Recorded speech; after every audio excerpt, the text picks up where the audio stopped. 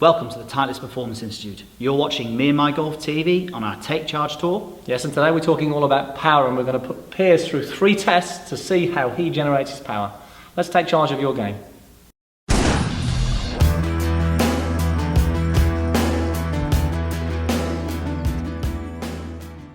Yeah, so we've got a couple of tests that we do. We actually do 3 tests that we use with all of our tour players to look at their power production. And we want to look at lower body power, core power, and then upper body or arm push power.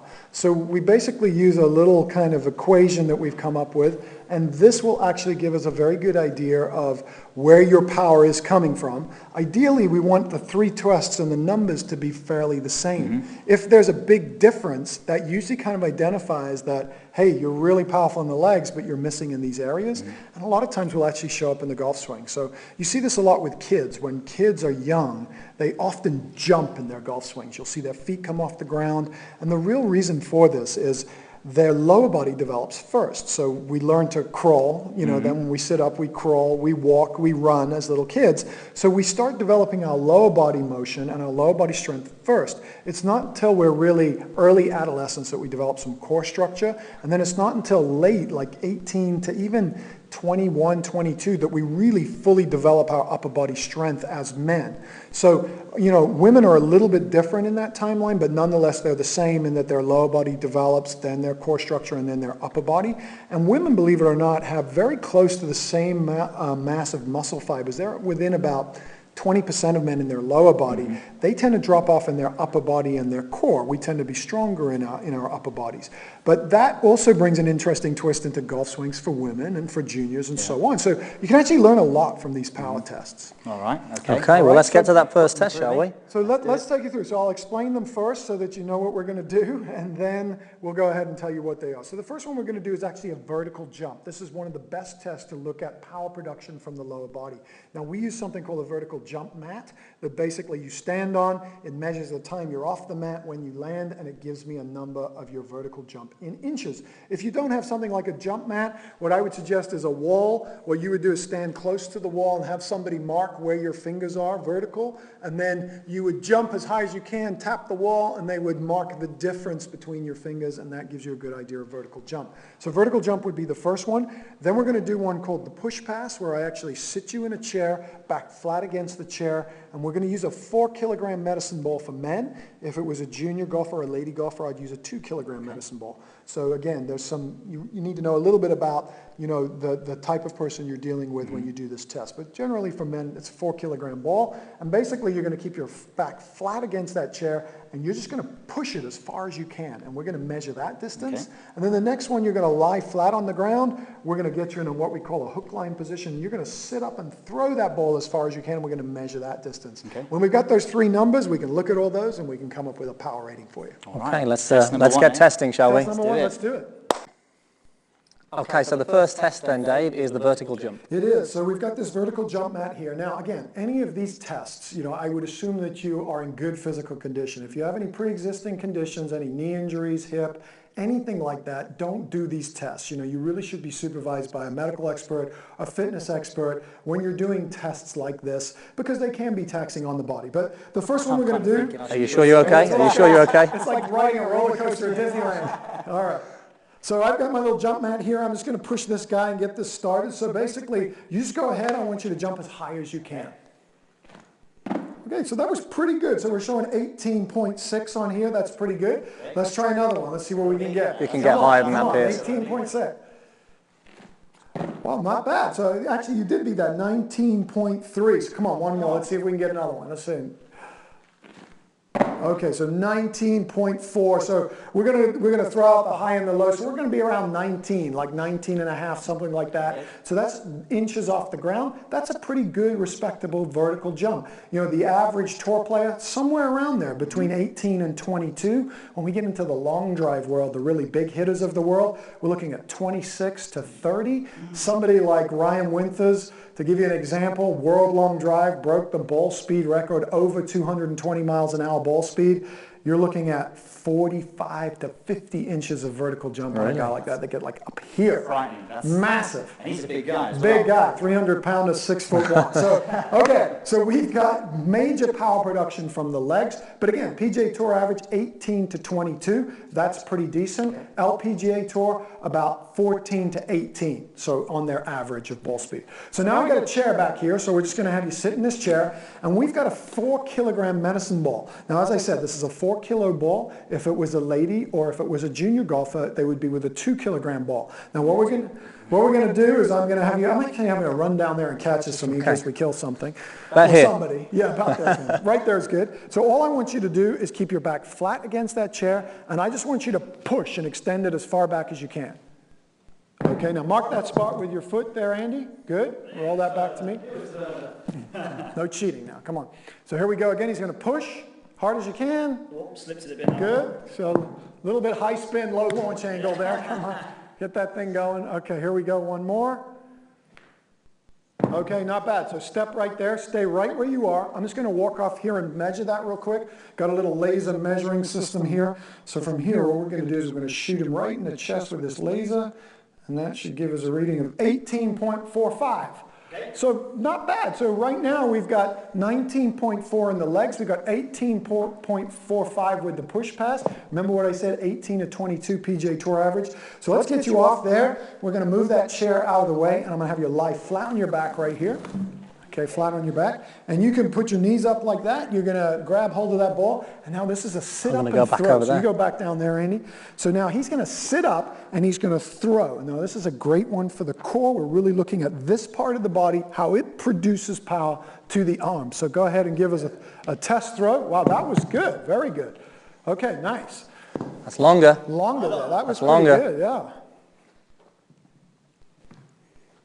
That's pretty impressive right there. That's actually quite good. Let's try one more here. Come on.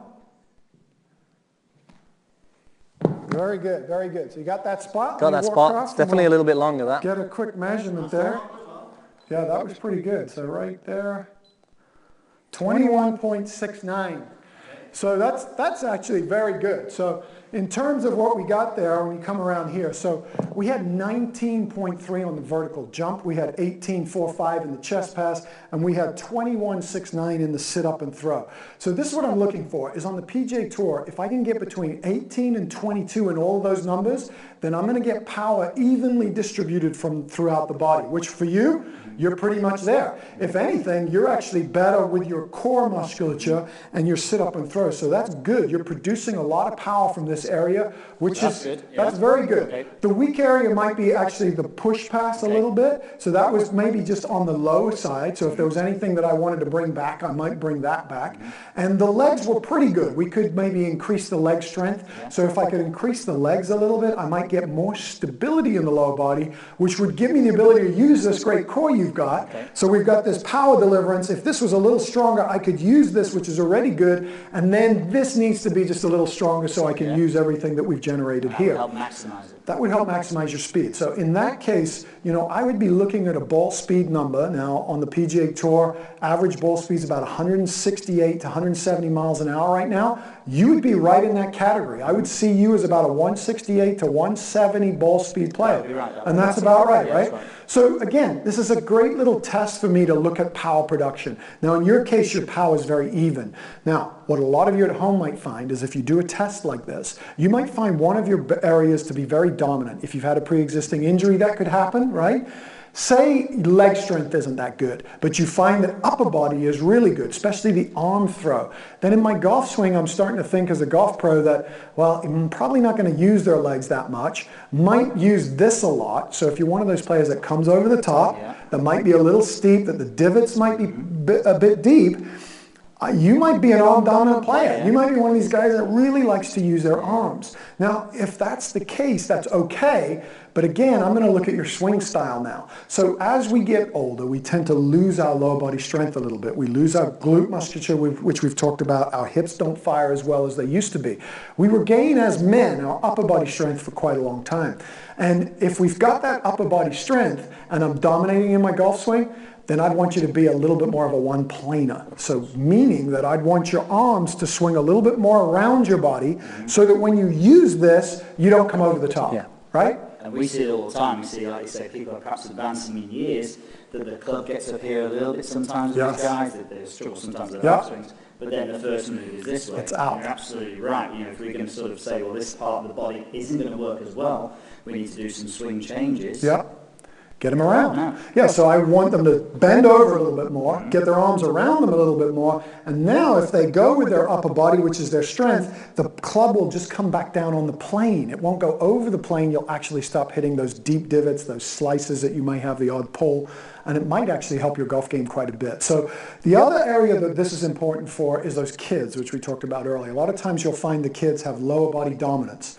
As an instructor, don't ever take that away, because kids, you want to use their dominant power source. If you're concerned about their golf swing looking pretty when they're 10, 11, 12, stop.